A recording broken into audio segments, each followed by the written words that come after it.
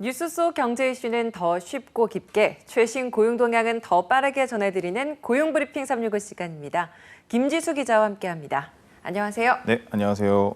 오늘 어떤 이슈 가져오셨나요? 네, 요즘은 이렇게 가만히 앉아만 있어도 곳곳에서 어떤 경보음이 들리는 것 같은 그런 착각이 들 정도인데요. 네. 고환율, 고금리, 고물가 이렇게 세 가지가 모두 높은 상황이다 보니 아무것도 안 하고 숨만 쉬어도 지출이 빠르게 늘어난다. 이제 이런 이야기가 나올 법합니다. 맞습니다.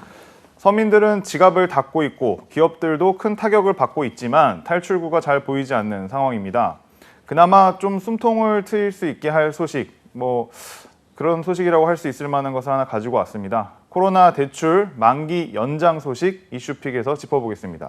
원래 지난달 말에 끝나는 코로나 대출 만기와 상환 유예인데 이게 연장됐다는 거죠? 네, 맞습니다. 그 코로나19로 자영업자들과 이제 중소기업에 대한 대출 만기 연장 그리고 이제 상환 유예 조치가 한 번 더 연장됐습니다.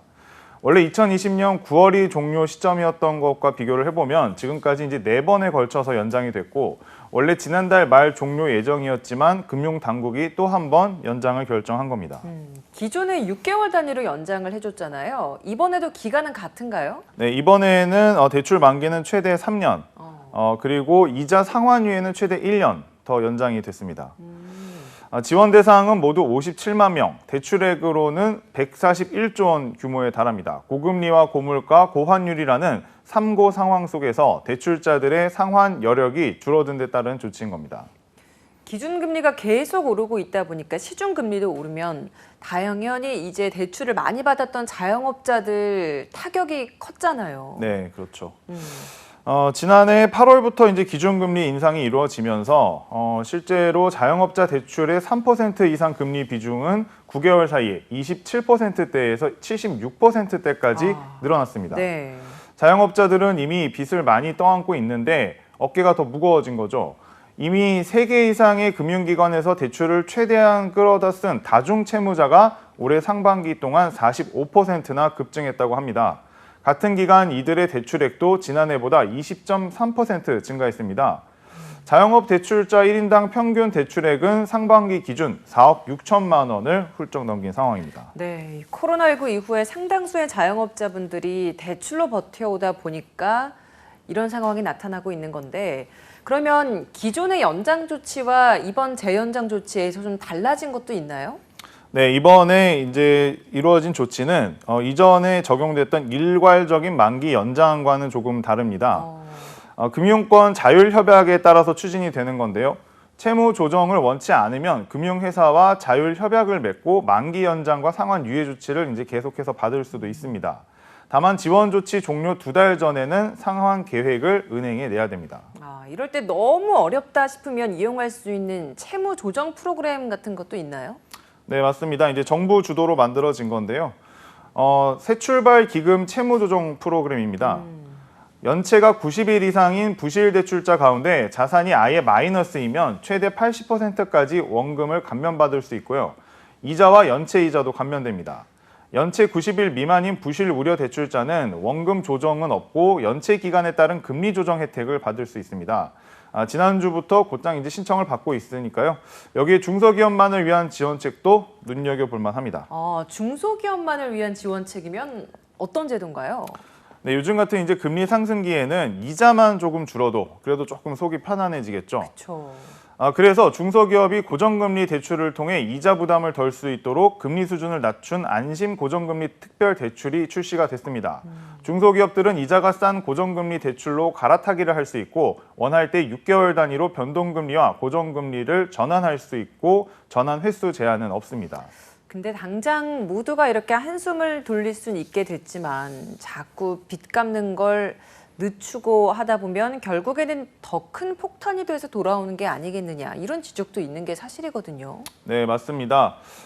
취지는 물론 지금 상황에서는 어쩔 수 없다 이렇게 보아야겠지만 이제 부실 채무가 이제 폭탄으로 이어질 수 있다는 우려 계속 이어지고 있는데요. 네.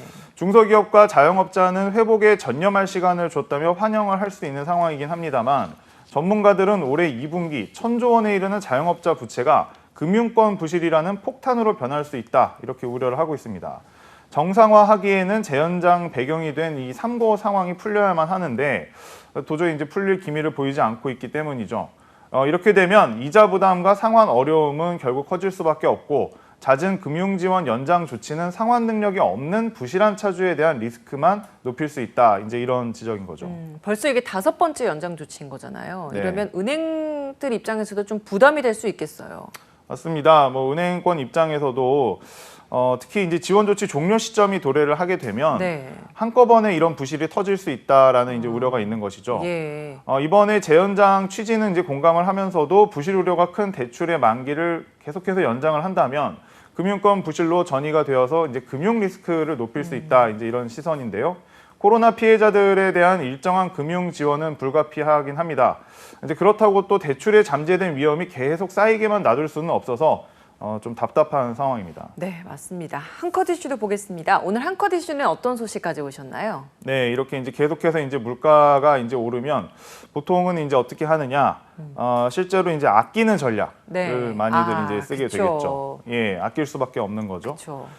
실제로 우리나라 국민 10명 중에 6명도 올해 하반기에는 이제 계속해서 소비를 좀 줄이겠다, 이제 이렇게 밝힌 건데요. 이제 전국 경제인 연합회가 이제 조사를 한 결과입니다.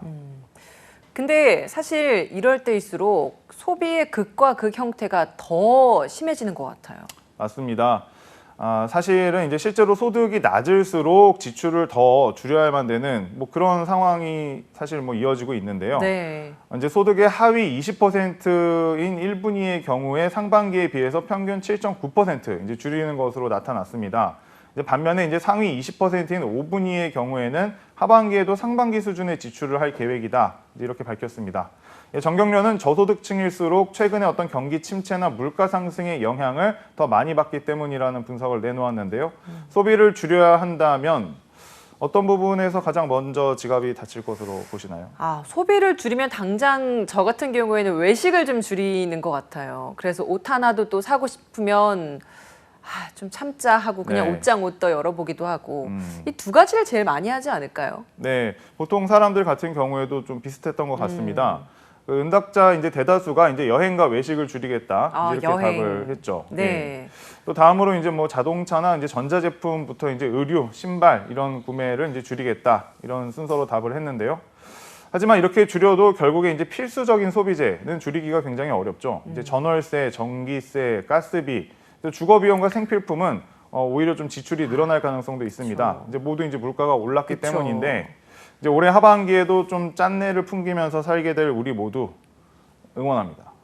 힘을 내야겠습니다. 네.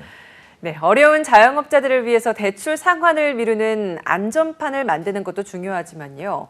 폭탄 돌리기가 되지 않도록 위험 관리 방안도 함께 마련돼야겠습니다. 오늘 김지수 기자와 함께했습니다. 고맙습니다. 네, 감사합니다.